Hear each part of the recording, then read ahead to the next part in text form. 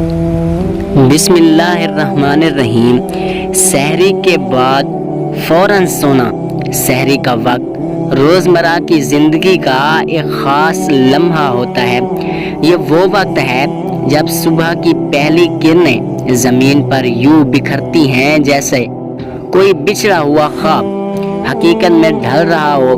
اس وقت انسان رب کی رحمتوں سے بھرپور نصیب حاصل کرتا ہے، اور یہی وجہ ہے کہ اسے روحانی اور جسمانی طور پر تقویت دینے والا سمجھا جاتا ہے۔ لیکن سوال یہ ہے کہ کیا سحر کے فوراً بعد سونا انسانی صحت اور زندگی پر اثر انداز ہوتا ہے؟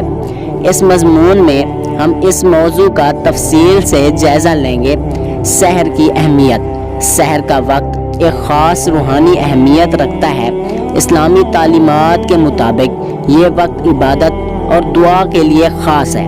قرآن اور احادیث میں اس وقت کی فضیلت بیان کی گئی ہے۔ سحر کے وقت میں انسان کی دعا اللہ تعالیٰ تک بلند ہوتے ہوئے اور اس کی رحمتیں نازل ہوتی ہیں۔ سحر کے وقت کی دعائیں۔ سحر کے وقت دعاؤں کی قبولیت کے حوالے سے کئی احادیث موجود ہیں۔ مسلمانوں کو چاہیے کہ اس وقت نفل نمازیں پڑھیں، تلاوت کریں اور اپنے رب سے دعا کریں۔ یہ وقت انسان کی روح کی غذائی ضرورتوں کو پورا کرتا ہے اور اسے روحانی سکون دیتا ہے۔ سحر کے فوراً بعد سونا۔ طبی نقطۂ نظر کی روح سے چند تحقیقات اور طبی ماہرین کی آراء کے مطابق سحر کے فوراً بعد سونا انسانی صحت کے لیے مختلف طریقے سے اثر انداز ہو سکتا ہے۔ نیند کی کمی۔ سحر کے بعد سونا انسان کی نیند کے وقت میں تناقض پیدا کرتا ہے۔ جہاں انسان زیادہ سوئے گا وہ نیند کی کمی کا شکار ہو سکتا ہے۔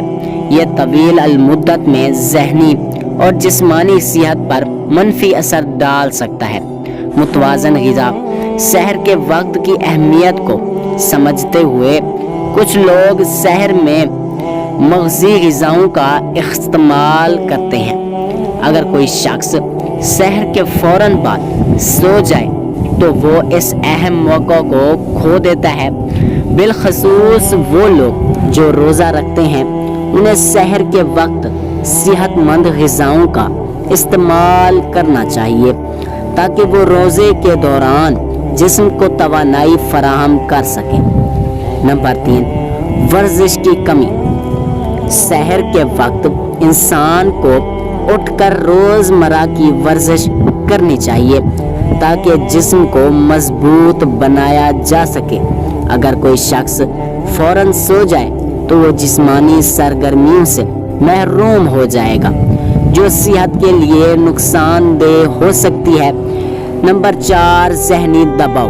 سحر کے وقت عبادت اور دعا کا عمل انسان کے ذہنی دباؤ کو کم کر سکتا ہے، لیکن سونے کی عادت انسان کو ان فوائد سے بھی محروم کر سکتی ہے۔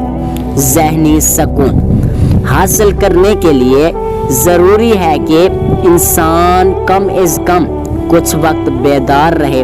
روحانی اثرات۔ سحر کے فوراً بعد سونے کے روحانی اثرات بھی ہو سکتے ہیں۔ حدیثوں میں آیا ہے کہ جب انسان سحر کے وقت بیدار ہوتا ہے اور اللہ کی عبادت کرتا ہے تو اسے روحانی سکون ملتا ہے۔ اس کے برعکس اگر کوئی شخص اس موقع پر سونے کی عادت بناتا ہے تو اس کی روحانی حالت بہت ہی زیادہ متاثر ہو سکتی ہے۔ سحر کے بعد کے اوقات۔ اگر کوئی شخص سحر کے فوراً بعد سو جاتا ہے تو اس کے بعد کے اوقات میں جسم کو دوبارہ تازہ دم کرنے کی ضرورت ہوتی ہے۔ یہ اوقات انسان کے مشاغل کے لحاظ سے بہت اہم ہوتے ہیں، خاص طور پر جب وہ روزہ رکھتا ہو۔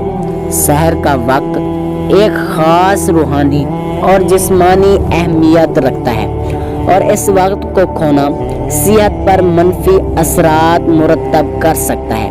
سحر کے فوراً بعد سونا انسان کو نہ صرف جسمانی طور پر کمزور کر سکتا ہے بلکہ روحانی سکون سے بھی محروم کر سکتا ہے۔ اس لیے ضروری ہے کہ انسان سحر کے وقت بیدار رہے، عبادت کرے اور پھر روزمرہ کے افعال سر انجام دے۔ اگرچہ صحت سے متعلق مشورے ماہرین کی طرف سے متضاد ہو سکتے ہیں، لیکن سحر کی برکتیں پیش نظر رکھتے ہوئے ہمیں اس عظیم وقت کو ضائع کرنے سے بچنا چاہیے۔ یہ مضمون سحر کے بعد سونے کے متعلق غور و فکر کرنے کا موقع فراہم کرتا ہے۔ ہمیں امید ہے کہ ہم سب اس وقت سارے افعال سر انجام دے سکتے ہیں۔ اگرچہ صحت سے متعلق مشورے ماہرین کی طرف سے متضاد ہو سکتے ہیں، لیکن سحر کی برکتیں پیش نظر رکھتے ہوئے ہمیں اس عظیم وقت کو ضائع کرنے سے بچنا چاہیے اور سحر کے وقت اللہ تعالیٰ کی بھرپور عبادت کرنی چاہیے۔ یہ مضمون سحر کے فوراً بعد سونے کے متعلق غور و فکر کرنے کا مشغلہ ہے۔ ہمیں امید ہے کہ ہم سب اس وقت کو بھرپور طریقے سے گزارنے کی کوشش کریں گے اور اللہ کی رحمتوں کا پورے دل سے شکر ادا کریں گے۔ یقیناً سحر کا وقت ہمیں یاد دلاتا ہے کہ زندگی کی تمام مشکلات اور پریشانیوں کے باوجود انسان کو اپنے رب کی طرف رجوع کرنی چاہیے۔ سحر کے وقت کی خوبصورتی اور اس کی روحانی اور جسمانی فوائد کی قدر کرنا ہم سب کا فرض ہونا چاہیے۔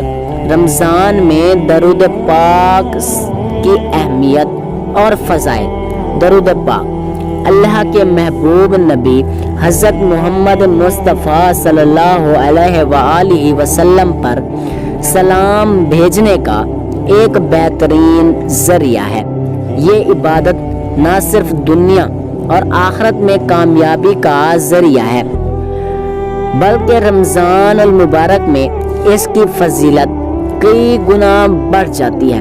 رمضان وہ مقدس مہینہ ہے جس میں نفل عبادت کا ثواب فرض کے برابر اور فرض عبادت کا اجر 70 گنا بڑھا دیا جاتا ہے۔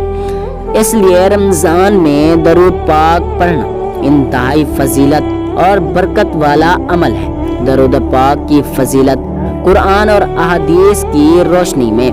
قرآن میں درود پاک کی تاکید۔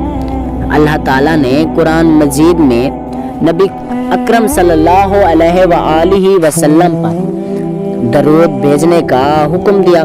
بے شک اللہ اور اس کے فرشتے نبی صلی اللہ علیہ وآلہ وسلم پر درود بھیجتے ہیں۔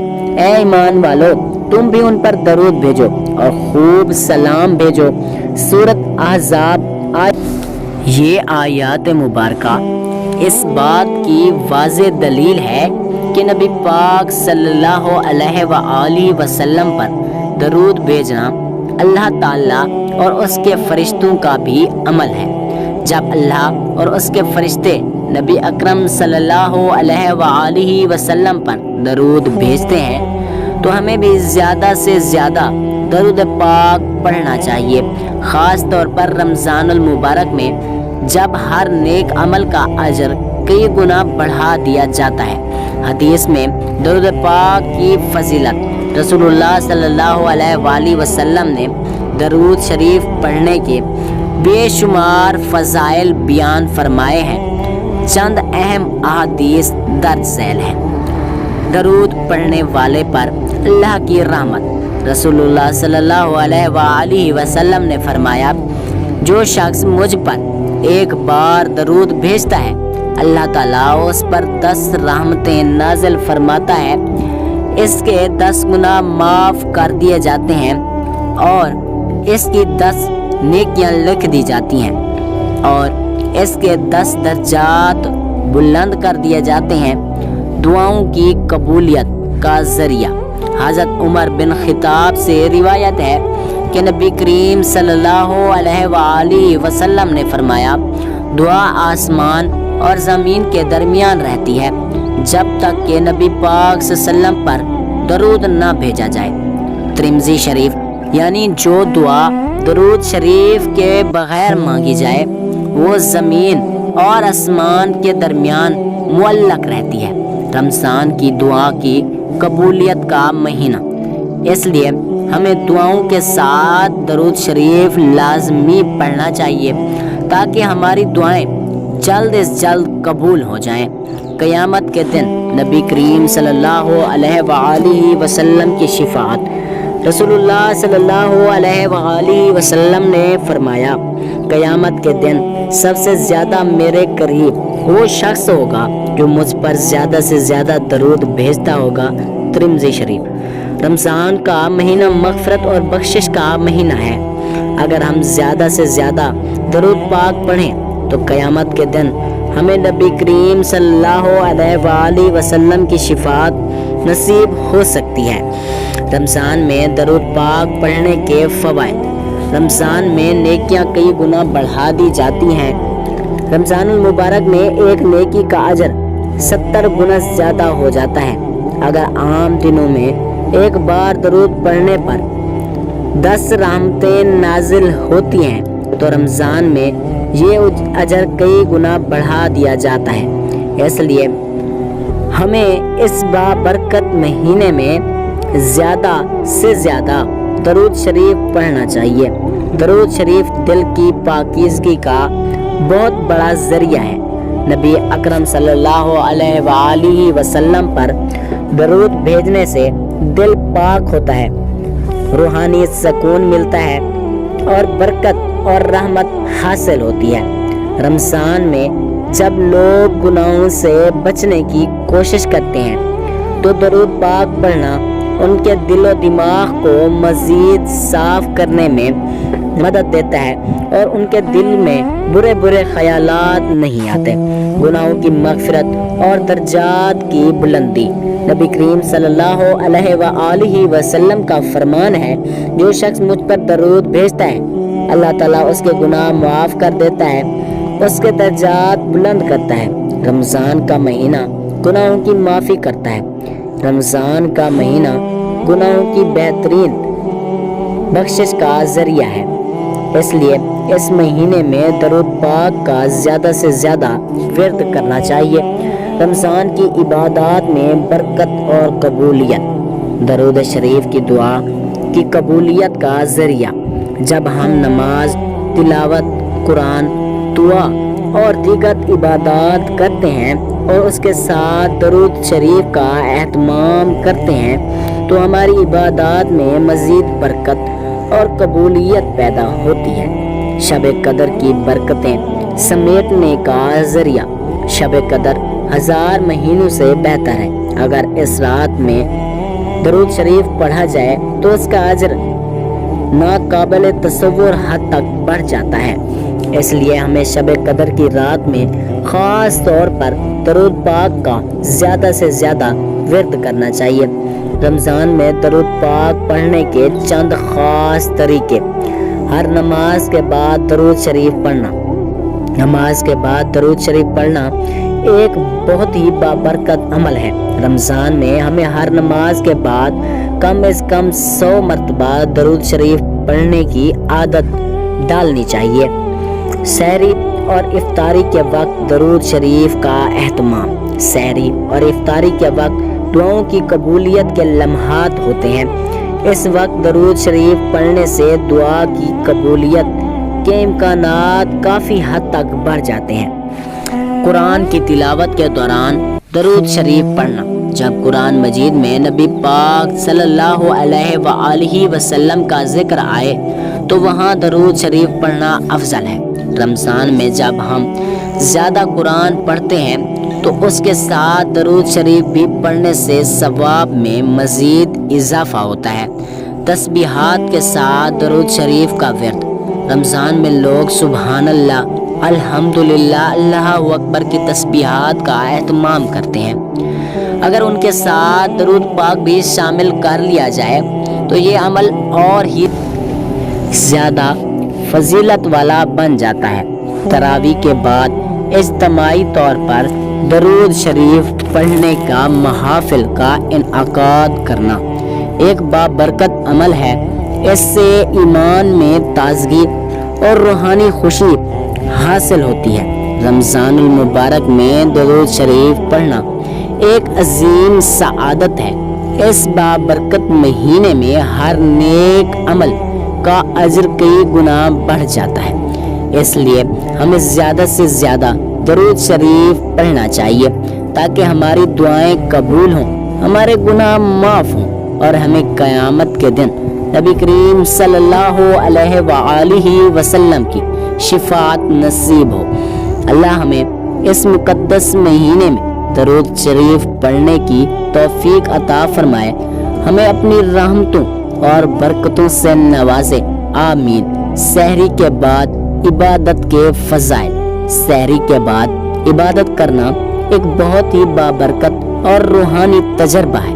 یہ وقت خصوصی رحمتوں اور برکتوں کا حامل ہوتا ہے کیونکہ سحری کا وقت تہجد اور فجر کی نماز کے قریب ہوتا ہے جو اللہ کے قرب کا بہترین ذریعہ ہے۔ تہجد کی نماز۔ سحری کے بعد عبادت میں سب سے اہم عمل تہجد کی نماز ہے۔ یہ نماز رات کے آخری پہر میں ادا کی جاتی ہے اور اللہ تعالیٰ کے قرب کا بہترین ذریعہ سمجھی جاتی ہے۔